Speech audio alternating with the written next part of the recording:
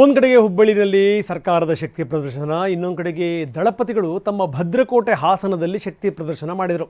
ಎಷ್ಟರ ಮಟ್ಟಿಗೆ ಅಂತಂದರೆ ದಳಪತಿಗಳು ವೇದಿಕೆಯ ಮೇಲೆ ನಿಂತು ಅಬ್ಬರಿಸಿ ಬೊಬ್ಬಿರಿದ್ರು.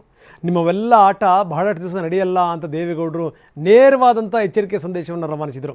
ಎಲ್ಲಿ ಜೆ ಡಿ ಎಸ್ ಅಂತ ಕೇಳ್ತಾ ಇದ್ರಲ್ಲ, ಇದೋ ನೋಡಿ ಇಲ್ಲಿ ಉತ್ತರ ಸಿಗ್ತಾ ಇದೆ ಅಂತ ಕೂಡ ಹೇಳಿದರು. ಜೆಡಿಎಸ್ ಭದ್ರಕೋಟೆ ಹಾಸನದಲ್ಲಿ ದಳಪತಿಗಳ ಶಕ್ತಿ ಪ್ರದರ್ಶನ.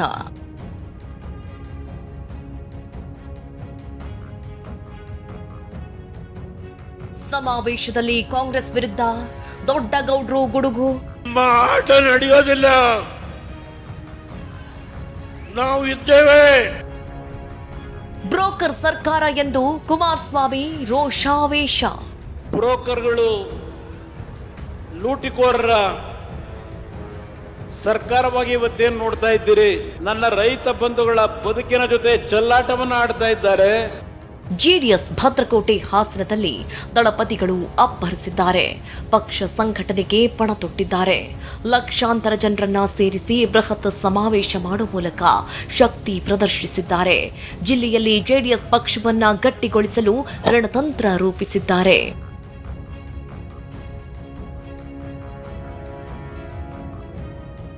ಸಮಾವೇಶದಲ್ಲಿ ಕಾಂಗ್ರೆಸ್ ವಿರುದ್ಧ ಮಾಜಿ ಪ್ರಧಾನಿ ದೇವೇಗೌಡರು ಸಿಡಿಲಿನಂತೆ ಅಬ್ಬರಿಸಿದ್ರು. ನಿಮ್ಮ ಆಟ ನಡೆಯೋದಿಲ್ಲ, ಮುಂದೆ ನಾವು ಬಂದೇ ಬರ್ತೇವೆ ಅಂತ ರೋಷಾವೇಶಗೊಂಡ್ರು. ನಾನು ನೋಡಿದ ಜನ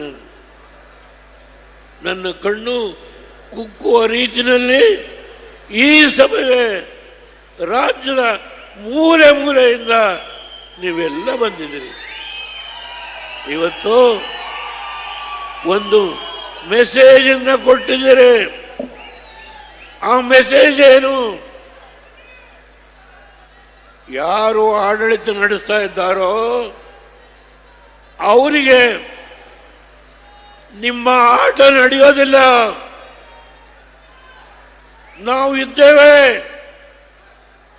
ಕುಮಾರಸ್ವಾಮಿ ಅವರಿಂದ, ರೇವಣ್ಣವರಿಂದ ನಾವು ಇದ್ದೇವೆ, ಬದುಕಿದ್ದೇವೆ. ನಾವು ನಿಮ್ಮನ್ನ ಇವತ್ತು ಚೆಲ್ಲಾಟ. ಜೆಡಿಎಸ್ನನ್ನ ನಾಶ ಮಾಡೋಕೆ ಬಂದವರಿಗೆ ಉತ್ತರ ಕೊಟ್ಟಿದ್ದೀವಿ ಅಂತ ದೇವೇಗೌಡರು ಹುಂಕರಿಸಿದ್ರು. ಈ ಯಾರು ಆಡಳಿತ ನಡೆಸ್ತಾ ಇದ್ದಾರೋ ಆ ಮಹಾನುಭಾವರು 2 ಜಿಲ್ಲೆ 2 ಸಭೆ ಮಾಡಿ ಇಲ್ಲಿ ಹಾಸನ ಜಿಲ್ಲೆಯಲ್ಲಿ ಜೆಡಿಎಸ್ನ ಸಂಪೂರ್ಣವಾಗಿ ನಾಶ ಮಾಡ್ತೀವಿ ಅಂತ ಏನು ಬಂದರೋ ಅವರಿಗೆ ಉತ್ತರ ಕೊಟ್ಟಿದ್ದೀರಿ. ಇವತ್ತು ನೀವು ಉತ್ತರ ಕೊಟ್ಟಿದ್ದೀರಿ. ರಾಜ್ಯ ರಾಜಕೀಯಕ್ಕೆ ಕುಮಾರಸ್ವಾಮಿ ಎಂಟ್ರಿ ಬಗ್ಗೆ ಸಾಕಷ್ಟು ಚರ್ಚೆ ಆಗ್ತಾ ಇದೆ.